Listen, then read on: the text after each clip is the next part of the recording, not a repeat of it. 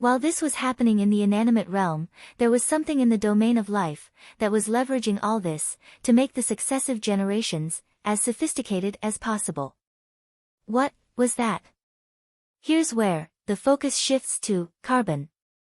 This is what we call organic carbon, or hydrocarbon, to be more precise. The carbon-hydrogen compounds that make the molecular backbones of life. There are hydrocarbons formed elsewhere in the universe, no doubt about it. But the trajectory that it formed when touched by life, it has been remarkable.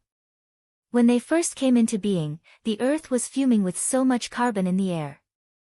They built anaerobic mechanisms to survive. Then came the Great Oxygenation Catastrophe. Most of those anaerobic life forms died out. But life, as such, did not get wiped out. It pivoted to build aerobic metabolism. That's when the chain reaction began. The growing oxygen content enabled life to build further complex mechanisms. Thus came the bigger plants and animals. Also, hydrocarbons rendered themselves to make structures incorporating the minerals around. Starting with Trilobite shell, then eventually with bones and teeth, it paved the way for life to grow taller and stronger, leading to the formation of intricate food chains and diversified ecosystems.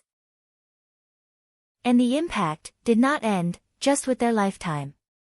See, with each eon, the turnover of life had been increasing, both in size as well as numbers. So, progressively, the simple ingredients of Earth were getting converted into more and more complex hydrocarbons. And whenever the organisms died, it was these complex molecules that were returned to the Earth as the carbonic biomass. So, at each period, respective ecosystems were creating layers and layers of organic carbon with their own compositions. These layers were then interspersed with the inorganic materials around and subjected to planetary forces in the millennia that followed.